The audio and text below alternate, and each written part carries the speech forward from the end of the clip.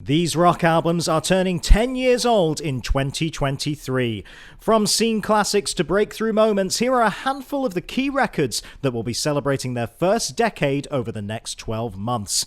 Let's begin with 21 Pilots, as Vessel was originally released on January 8th, 2013, and has since had every single track certified gold in the US.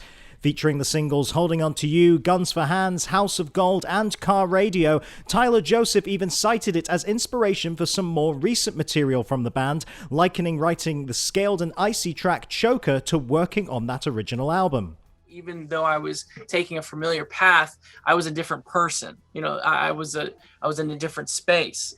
And so that's kind of why I relate Choker to writing Vessel. It was the right amount of time in between the last time I had gone down that path, and that's why it was equal parts easy to write, familiar, but also still new.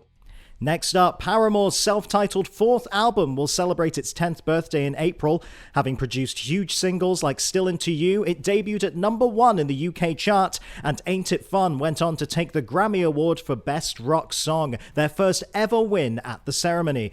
Expect to hear tracks from that record when they hit the UK for a tour later this year in support of upcoming new album This Is Why.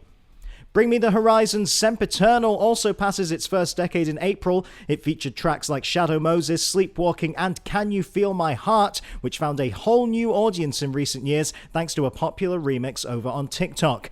The song was also the opening track on their recent tour, including their headline slot at Reading and Leeds Festival.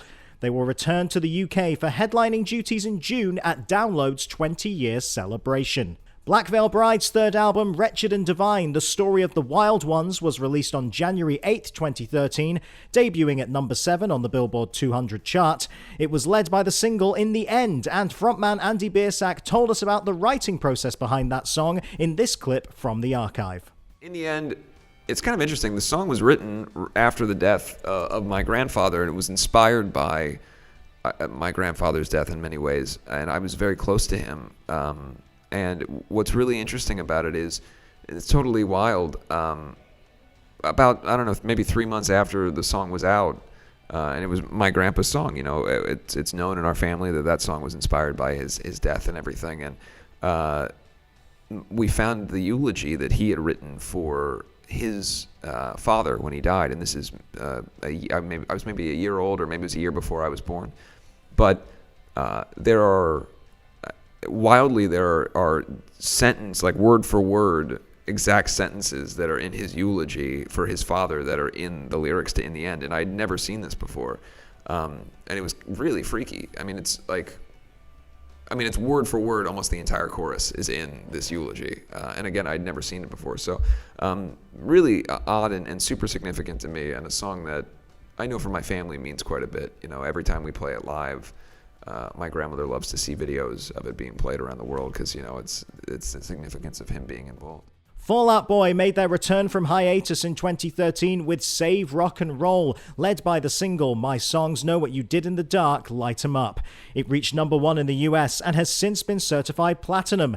Here's what the band told us at the time about staging their huge comeback. Something special about the four of us, and I think it just really makes sense. If we hadn't gone and taken a break, we would have finished the band. We were able to step away and do a lot of our own things, and I think get all our creative demons out, so to speak, and just grow a lot, confidence-wise and musically and whatnot. And I think that enabled us to kind of get ourselves together. It's like a four-sided pyramid. We're all holding each other up, and that's a very new thing. And I cannot wait for 2013 and 2014. One OK Rock released their 6th studio album in March 2013, producing massive singles and fan favourites like Clock Strikes and The Beginning, which frontman Taka Moriuchi told us about writing in this clip from the archive. Actually, I was writing the songs with the piano. They have from the beginning. Play the piano and with the vocal things. That's the first things when I wrote that songs. And then after that, just build up, and we made it. And after that, the movies, It's called Rurouni Kenshin, Japanese movies. You know, that one is tie up. It was tie up with that songs and then get huge in Japan. Yeah, that song's that beginning. Yes, I think that one was first, like, you know, get huge as the songs on the One Ok Rock Life. And I was I think I was なんて言えばいい体調が悪かったって My condition was really bad actually, and I had a fever, but we have to do shooting, so that time I was trying to be like best, you know. The Main's Forever Halloween dropped back in June 2013 and featured the single Happy. Here's what Garrett from the band told us about the song in our track by track of the album. Happy was the first song we posted for the record. I remember we had a review of it and someone compared it to the band Pavement, and that made me happy, and I felt like we achieved what we were going for on that song. But yeah, it was the first song we recorded for the album. We got to Nashville and met Brendan, and pretty much 10 minutes later we were working on that song. It was the last song we sent to him in the demos, and then he was like, what do you guys want to work on? And we're like, I don't know. And he's like, how about that one that you sent me yesterday? And we're like, okay, and didn't really think about it, and the demo to the actual finished song didn't change all that much, but yeah, it's still one that's really fun to play. Other albums reaching the 10-year milestone include Sleeping with Sirens' Feel, which hit number 3 on the US Billboard 200, Asking Alexandria's From Death to Destiny, which marked the band's highest chart debut in the US at the time, Mayday Parade's 4th album, Monsters in the Closet, which reached number 10 on the chart, selling over 30,000 copies in the first week, and the 1975 self-titled debut album, which featured the single Sex, later covered by Dashboard Confessional alongside frontman Matty Healy. I'm about to finish you say no, you say no. It seems to carry you. Could I easily finish you say no, you say no, no. Tonight Alive's second album, The Other Side, was released in September 2013 and included the singles Lonely Girl and The Ocean. When we caught up with vocalist Jenna McDougall last year, she told us that the band have been chatting about some possible new music plans for 2023.